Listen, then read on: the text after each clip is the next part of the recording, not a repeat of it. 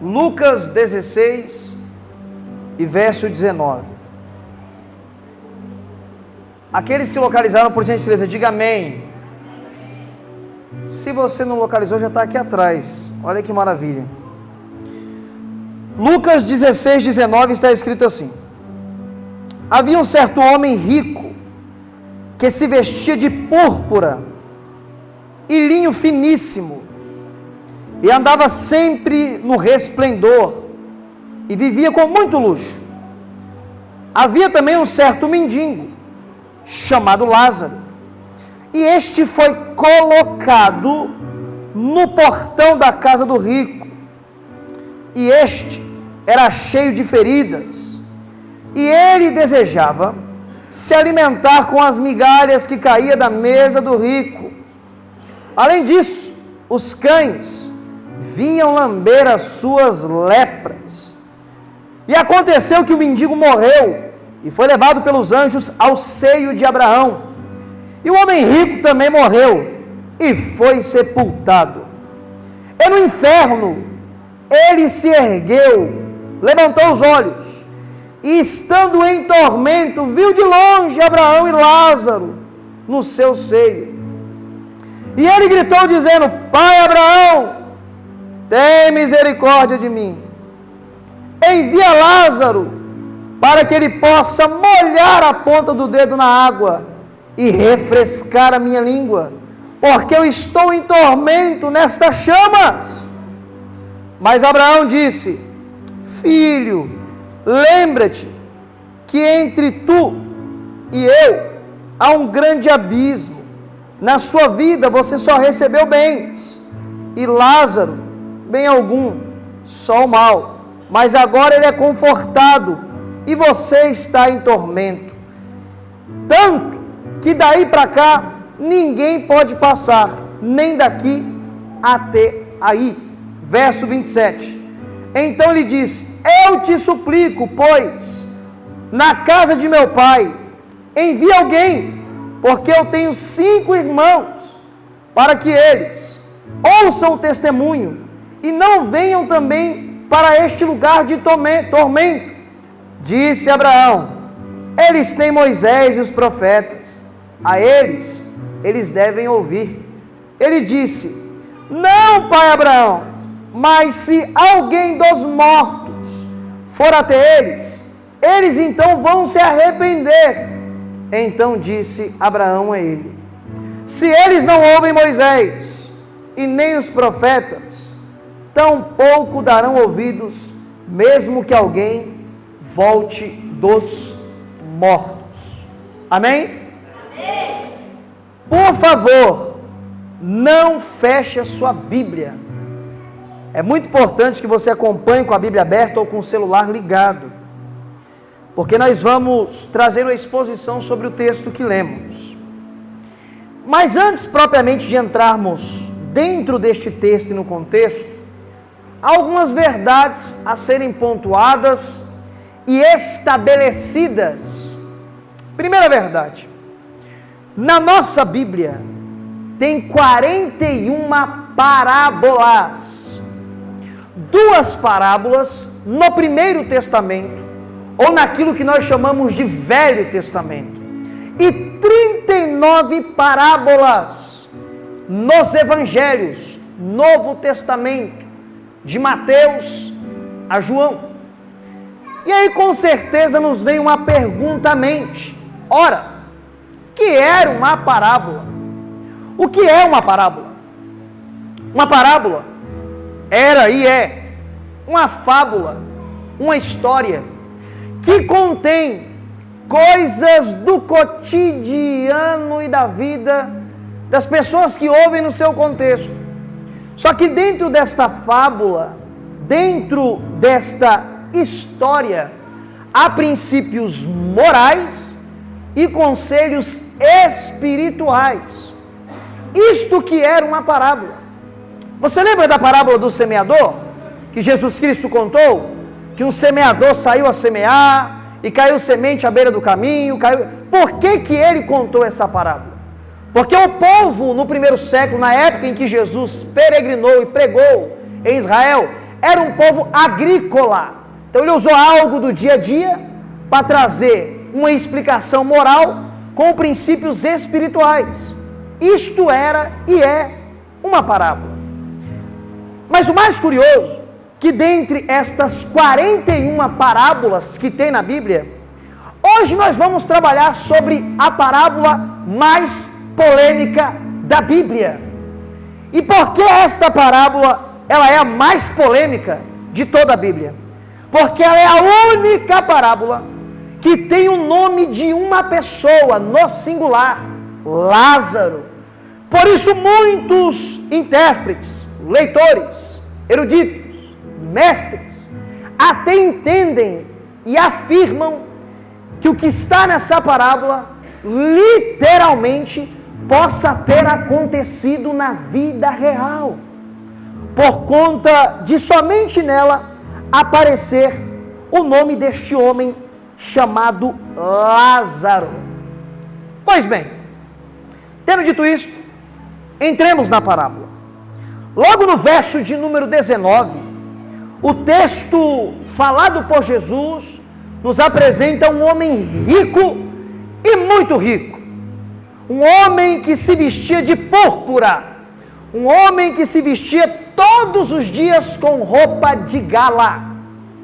Na época em que Jesus proferiu essa parábola, ensinou esta parábola, só podia se trajar com púrpura pessoas ricas, mas riquíssimas, no patamar de senadores, políticos ou príncipes de Israel. E Jesus Cristo pontua que todos os dias ele vivia uma vida de luxo. Porém, na contramão, é muito curioso que tem um contraste. O texto apresenta um homem pobre, mendigo, com fome, doente, que é colocado na porta da casa deste homem super rico. E este mendigo queria apenas comer do que sobrava, do que caía da mesa do homem rico. Porém, diz o texto, que ambos morreram. Lázaro, ele morre, e os anjos o levam para um lugar de descanso, chamado Seio de Abraão. Diz também o texto que o rico também morreu e foi sepultado. Aqui já temos uma verdade claríssima, que salta do texto aos olhos. A morte, ela chega tanto para o rico, quanto para o pobre.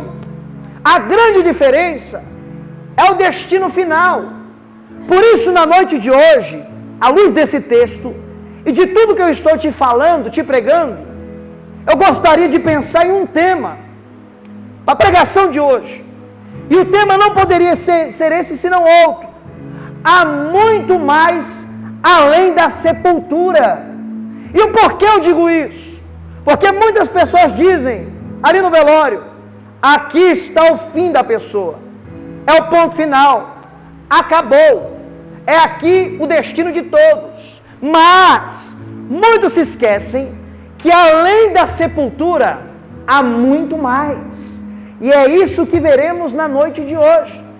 Mas o mais curioso dessa parábola é que quando o rico, ele se levanta, se ergue naquilo que é chamado de inferno, lugar de tormento, de sofrimento, ele está apavorado. E aí talvez venha aí agora na sua mente o porquê que este homem foi para o inferno, sendo que o texto não apresenta nenhum pecado aparente. O texto não mostra ele fazendo nada à vista de mal. O porquê será que ele foi para o inferno? Será que o pecado dele era ser rico e todos os ricos vão para o inferno? Será que é isso que o texto mostra? Calma aí, não é isso não. Jesus Cristo, ele traz essa parábola logo após ele censurar, pregar contra, ele rebater os fariseus. E por que os fariseus? Se você ler versículos anteriores ao 19, Jesus Cristo diz que não há como servir dois senhores. E um desses senhores, ele chama de Mamon, que são as riquezas. O porquê será que Jesus Cristo disse isso e afirmou isso antes de trazer essa parábola? Porque os fariseus, além de ser religiosos da época de Jesus Cristo, na sua maioria, eles eram ricos e riquíssimos, por exercer influência, lograr cargos dentro do governo de Roma, e por isso Jesus Cristo, ele vai trazer uma parábola de um homem rico, de um homem que sempre andava de gala, que era o perfil dos fariseus. E o maior pecado, à luz desse contexto, que este rico da parábola cometeu, não foi outro, senão aquele que está claro aos olhos. Deus não é contra a riqueza, Deus é contra você amar a riqueza. De tal forma que Deus nunca quis tirar o dinheiro do seu bolso, Ele quer tirar o dinheiro do seu coração. O pecado dele não era ser rico, o pecado dele é que ele era amante, servo e vivia pela sua riqueza. Este era o pecado dele. Ele morre, ele está no inferno, em lugar de tormento. Mas na contramão, nós vamos notar, a partir do verso de número 22, que Lázaro também, ele morre, e os anjos levam ele para um lugar chamado Seio de Abraão, lugar de descanso. E por que então Lázaro ele foi salvo? Porque ele era pobre? Quer dizer que todo pobre vai ser salvo? É isso que o texto quer dizer? Também não. Talvez o motivo deste homem ter sido conduzido para um lugar de descanso esteja justamente no nome dele. A palavra Lázaro no hebraico significa aquele que tem o auxílio de Deus. Muitos entendem que dentro da parábola, Lázaro, muito possivelmente, foi filho de homem e mulher temente a Deus. E isso reverberou, passou para ele. Ele era um homem fiel e temente a Deus. Por isso que após a morte, ele foi conduzido para o seio de Abraão. Escute, alguns afirmam, pregam e dizem, inferno não existe. Isso aí é só para assustar você. Isso foi criado pela religião. Isso daí é utopia. Morrer é ponto final. E eu digo mais, o inferno é aqui mesmo. É aqui que nós vivemos o nosso inferno. Será mesmo que o inferno é aqui agora e já? Se o inferno for aqui agora e já, Deus não é justo. Ele é injusto. E o porquê? Tem alguns que vivem bem demais nesse inferno, se for aqui mesmo. Você vê a justiça social, a injustiça social que acontece? Alguns têm muito, outros não têm nada. Alguns que têm muito, a lei para eles não funciona. Quando estão prestes a ser punidos por conta do peso do seu dinheiro, eles conseguem pagar, burlar a lei, e eles conseguem de forma corrupta se livrar da justiça do homem, que é falha e é precária. Se o inferno é aqui, Deus não é justo. Porque uns sofrem mais do que os outros. Porque outros padecem mais do que os outros. O inferno é uma realidade clara. E o inferno é a justiça e o juízo de Deus. Porque o homem que aqui tem o peso do dinheiro, tem influência para burlar todo o sistema, e os juízes corruptos, quando chegar o grande dia, ele jamais conseguirá, com o peso do seu dinheiro, burlar a espada de Deus, que é contra toda a injustiça. O homem paga e burla o sistema, mas quero ver ele escapar da espada do juízo de Deus.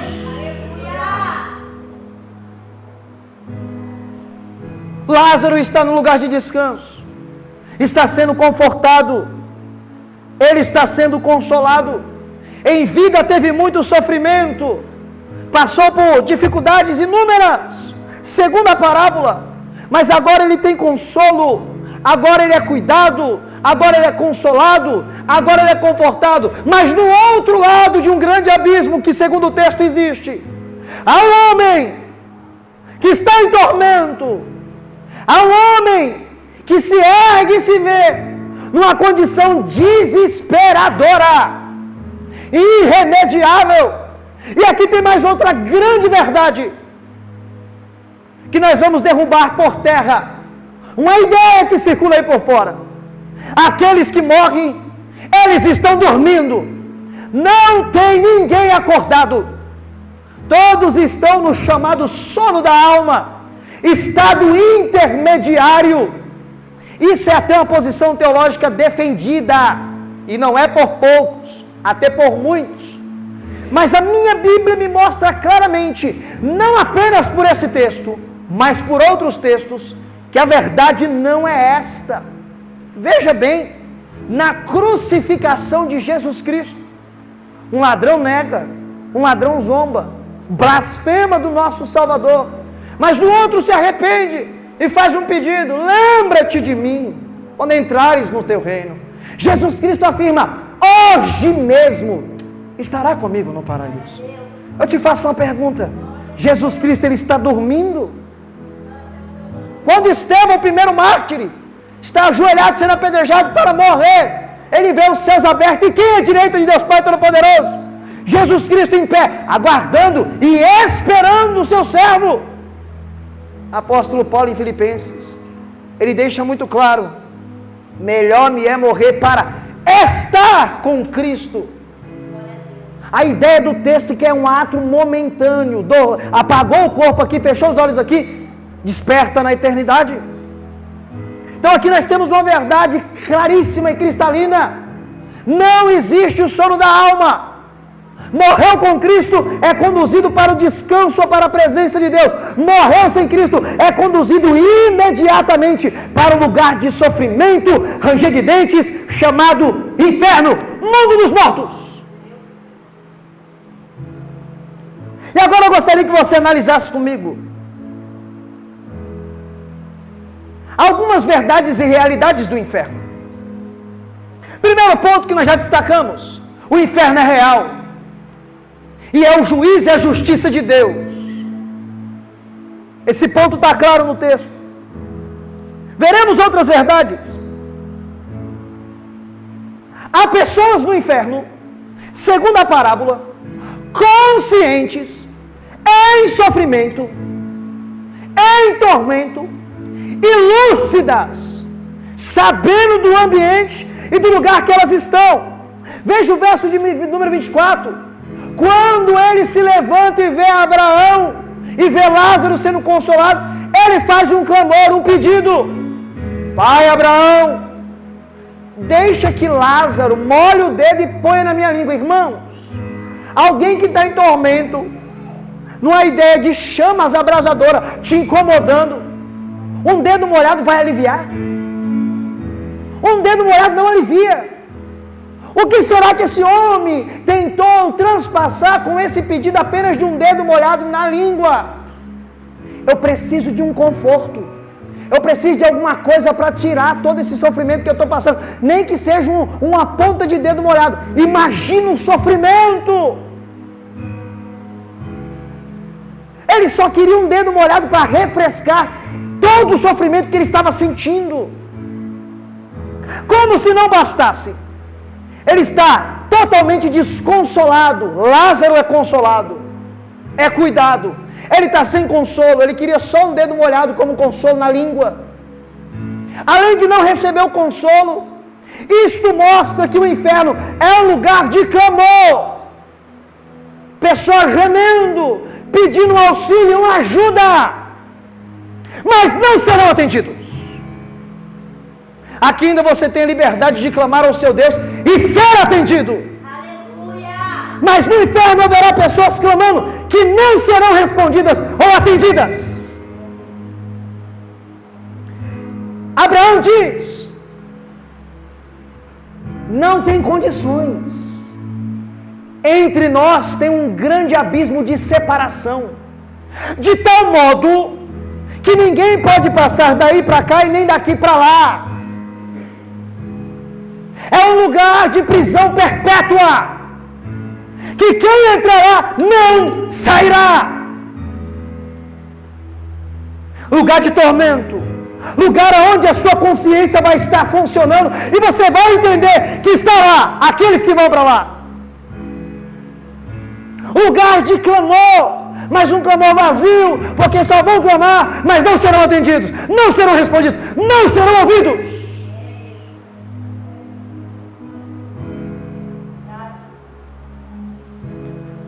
Ele queria refrigério, ele queria um alento para a sua dor, para o seu sofrimento, e ele não podia sair dali, não podia passar para o lado do seio de Abraão, e ninguém podia passar para cá para ajudá-lo, para aliviar seu sofrimento. Ele teve em vista que não seria consolado, não seria ouvido e respondido de forma satisfatória. Ele tem uma ideia, e veja a ideia que ele tem. Eu tenho 5 irmãos, não vieram para cá ainda, não morreram, estão vivos. Pai Abraão, eu tenho 5 irmãos, deixa que Lázaro volte dos mortos e anuncie para eles, para que eles não venham para cá. Olha o momento que esse homem foi lembrado da palavra de Deus. No momento em que ele se viu no inferno, ele lembrou da palavra de Deus. As pessoas que estiverem lá, elas terão ciência e lembrarão que ouviram a palavra de Deus, mas rejeitaram a palavra de Deus, não receberam a palavra de Deus, não deram ouvido à palavra de Deus, não ouviram e nem colocaram em prática a palavra de Deus. E agora é muito tarde para se recordar. Ele até lembrou e viu que para ele aqui não fazia mais efeito a palavra de Deus, porque ele já tinha ido.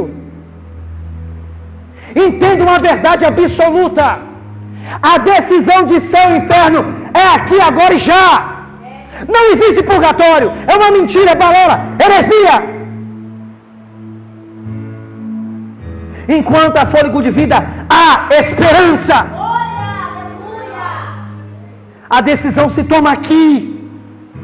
Ele não tomou em vida, não deu crédito à palavra de Deus, e agora, no inferno, ele se lembra que tem pessoas que ele ama, e não quer que elas vão para lá, e quer que elas ouçam a verdade, para viver a verdade, e não ir para aquele lugar. É tarde, é muito tarde. Veja as palavras de Abraão. Eles têm Moisés e os profetas, ou seja, eles têm a pregação, eles ouvem a verdade, eles são expostos à verdade, eles que tomem as suas decisões. Milhares e milhões e bilhões são expostos diariamente ao Evangelho, à pregação, aos borbotões, mas muitos, como diz a parábola do semeador que eu citei aqui, estão se importando apenas com os prazeres do dia a dia e da vida. Voltam toda a sua força e seu esforço para o seu benefício próprio. Olha o que o pastor leu aqui essa noite, um texto maravilhoso. Nós planejamos às vezes, fazemos muita expectativa, mas nem sabemos se estaremos respirando amanhã.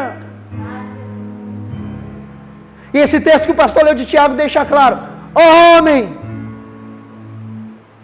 soberbo, tu nem sabes se respirará amanhã.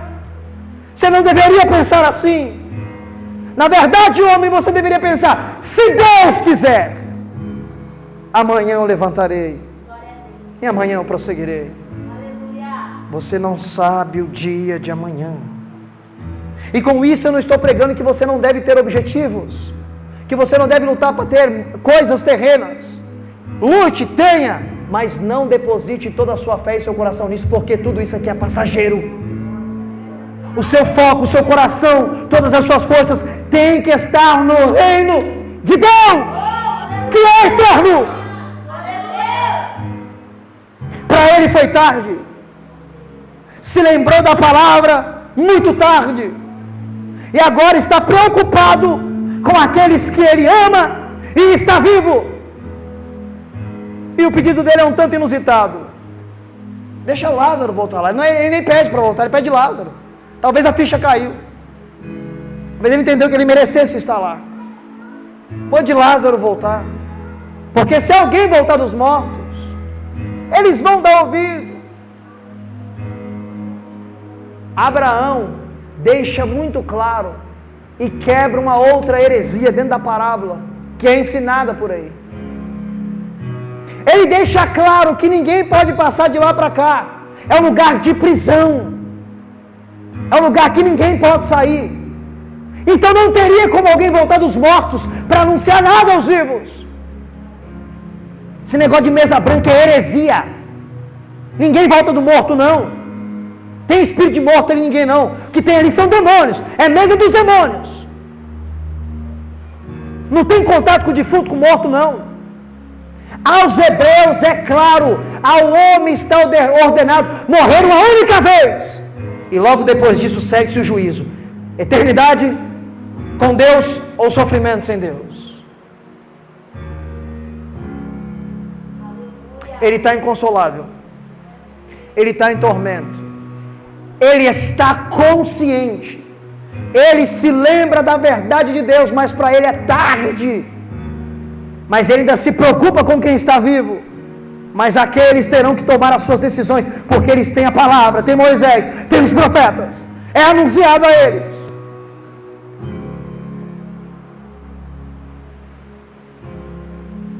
E a parábola termina de forma trágica. Um homem perdido no inferno. Um homem que não consegue avisar os seus entes queridos. Um homem que está em tormento. Um homem que não tem o clamor respondido. Um homem que está em lugar de prisão perpétua. E fora isso, eu quero te apresentar outras realidades do inferno. O que será o inferno? Além de tudo isso que você está pregando. Segundo Daniel 12:2, é lugar de vergonha eterna e desprezo. É lugar de humilhação. É lugar de ser desprezado. Fazer pouco caso. Essa é a realidade do inferno. Lugar de desprezo. Lugar de vergonha. Lugar de tormento. Lugar onde o clamor não é respondido. Marcos 9:48, lugar em que o fogo jamais se apaga. Aí algumas pessoas perguntam: peraí, o inferno não existe, isso é uma metáfora, é uma forma de linguagem, porque como pode alguém estar num lugar que tem fogo e a pessoa não se consome? Nós temos explicações. Primeiro, Deus pode fazer o que Ele quiser porque Ele é Deus. Êxodo capítulo 3, a sarça queimava e não se consumia. Só isso aqui já bastava.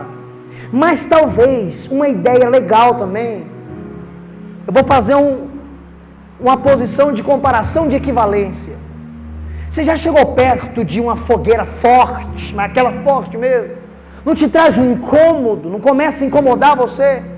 Você não consegue ficar ali por causa do calor, aquilo te incomoda? Talvez essa também seja a realidade do inferno. Um lugar que traz aquele tormento abrasador, de algo que te incomoda, que você não consegue estar ali, é algo que você quer sair dali, você não quer estar ali, mas quem estiver aqui não sai daqui. É prisão perpétua. Lugar de desprezo, lugar de vergonha, lugar onde o fogo nunca se apaga. Mateus 13:42, lugar de choro e ranger de dentes. Você está pintando um cenário aí? Vergonha, desprezo, choro, ranger de dente, não ser consolado, não ter o clamor ouvido, lembrar da palavra de Deus, mas para você ela não vai fazer mais efeito. Lugar de trevas absoluta, Mateus 22:13. A ideia de trevas absoluta é a realidade mais clara do inferno. O inferno significa separação total de Deus. Separação total. Nada mais haverá para reconciliar você que vai para lá ou alguém que vai para lá com Deus. É exclusão total. As pessoas que irão para o inferno jamais terão contato novamente com Deus. Ainda que se lembrem da sua palavra, ali naquele lugar, naquele ambiente, não terá efeito algum. Lugar de vergonha, lugar de desprezo, lugar onde o fogo nunca se apaga, lugar de choro e ranger de dentes, lugar de trevas absolutas, lugar de separação total de Deus. Me escute. Muitas pessoas afirmam e perguntam: o inferno não existe mesmo, porque qual pai jogaria um filho ou uma filha para sofrer eternamente no inferno? Logo o inferno não existe, porque Deus não jogará os seus filhos para sofrer no inferno. Eu concordo. Deus não jogará os seus filhos para sofrer eternamente no inferno. Mas quem são os filhos de Deus? Toda a humanidade? Negativo! É um grande não! A humanidade são criaturas criadas por Deus. Quem são os filhos de Deus segundo a Bíblia? Efésios capítulo 1 e verso de número 5. Todos aqueles que são adotados na família de Deus por intermédio de Cristo Jesus. Os cristãos que servem a Cristo, sim, esses são filhos de Deus que não irão para o inferno. Agora, homens e mulheres que não aceitaram a justificação que Deus enviou ao mundo, chamado Jesus Cristo, esses irão para o inferno.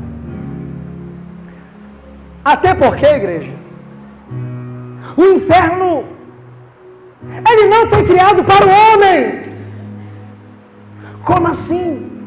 Mateus 25:41, o inferno foi criado para Satanás e seus anjos. O homem vai para lá por conta das suas consequências e do seu não arrependimento, com seus próprios passos. Para lá caminha um homem sem Deus e que não aceita a justificação que Deus enviou, Jesus Cristo. Esse texto nos mostra outra verdade que vai contra tudo que é pregado aí fora. Quem vai para o inferno vai ser atormentado pelo diabo. Mentira! O texto nos mostra que até Satanás será atormentado no inferno. Você consegue entender a dimensão desse sofrimento? Até Satanás será atormentado neste ambiente. Ele não será o príncipe do inferno. Ele não será o rei daquele reino. Ele será um também que estará ali sofrendo, separado eternamente de Deus, como todos os outros que para lá vão. Há também quem diga e quem pense: o inferno existe, mas o inferno não é eterno. Se Deus mandar pessoas para sofrer eternamente, Ele não é justo. Porque veja bem, se uma pessoa viveu 70 anos aqui como homem, e 70 anos longe de Deus, numa vida de pecado, o justo seria ele sofrer 70 anos e deixar de existir. Faz sentido? Pagar pelo que ele fez. Mas estes se esquecem que as pessoas irão para o inferno não só apenas pelos seus pecados, mas porque não aceitaram a salvação que Deus enviou, Jesus Cristo. Por isso que elas irão para o inferno. E o texto de Mateus 25:46, ele é claro, que naquele grande dia, muitos ressuscitarão para a vida eterna. E no mesmo texto diz que outros ressuscitarão para o castigo eterno.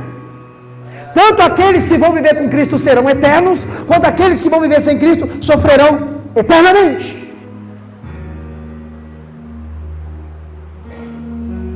Agora me deixa te fazer uma pergunta. E para pensar comigo. Será que se uma pessoa passar um ano nesse ambiente, lugar de trevas, choro, ranger de dente, lugar que não tem consolo, lugar que você vai estar consciente, lembrar da palavra, mas ela não fará efeito naquele contexto, naquela situação. Será que se a pessoa passar um ano lá, é muito sofrimento? É muito sofrimento. Um ano nessas condições é sofrimento demais. 2 anos, sofrimento demais. 10 anos, inimaginável. 1000 anos, o que é isso?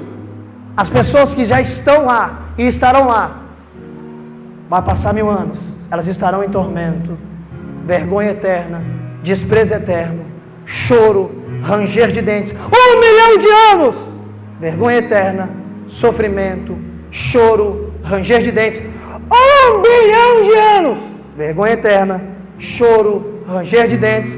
E isso não é nada, é como uma gota comparado a todo o oceano de sofrimento que aguardam as pessoas que rejeitaram a justificação de Deus e estarão no sofrimento eterno. Essa é a realidade daqueles que estarão eternamente separados de Deus. Mas eu estou te pregando, eu estou anunciando para você, que segundo Jesus Cristo, em Mateus 25:41, este ambiente foi criado para Satanás e seus anjos. Você está aqui hoje, não está na condição deste homem que se viu no inferno. Você não está na condição em que a palavra não faz mais efeito. Você está na condição dos irmãos que ficaram para ouvir as verdades. E não só ouvir as verdades, viver as verdades de Deus. Ouvir, muitos de nós ouvimos. A grande dificuldade, em algumas vezes ou momentos, é colocar em prática aquilo que ouvimos. É viver o Evangelho. Na contramão dessa realidade cruel, que é o inferno, o sofrimento eterno, a separação total de Deus, nós temos a realidade de Lázaro, um homem que morreu com Deus, um homem que foi fiel a Deus, um homem que viveu seus perrengues, viveu as suas dificuldades, viveu as suas enfermidades, viveu as suas privações, mas ele foi fiel a Deus. E quando chegou o seu dia, o texto diz que os anjos o levaram para o lugar de descanso. Perceba que não é Cristo que vem nos buscar. Então essa é uma frase errada. Jesus Cristo veio buscar. Não, é nós que vamos até Ele. Pare para pensar por um momento. Talvez você está passando por dificuldades extremas demais, que ninguém consegue te entender, que ninguém nem consegue imaginar o que você passou ou está passando. Mas pare para pensar.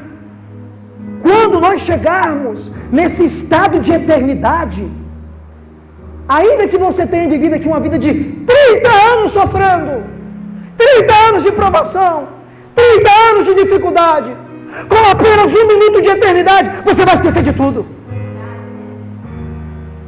Lázaro não se lembrou de mais nada, das enfermidades, da fome, da miséria. Ele está sendo consolado, ele está em paz, está tranquilo, ganhou a coroa da justiça. Todo o sofrimento vivido aqui vale a pena, e vale muito a pena. Apocalipse 22, Cristo afirma: eis que eu venho sem demora, e comigo eu trago o meu galardão, para dar a cada um conforme as tuas obras.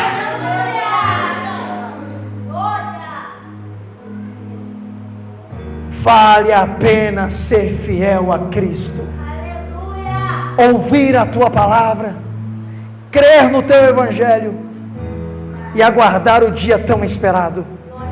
Só há 2 caminhos, não tem caminho intermediário. Há o caminho estreito e há o caminho largo. Há o caminho que conduz à salvação eterna e há o caminho que conduz à perdição eterna.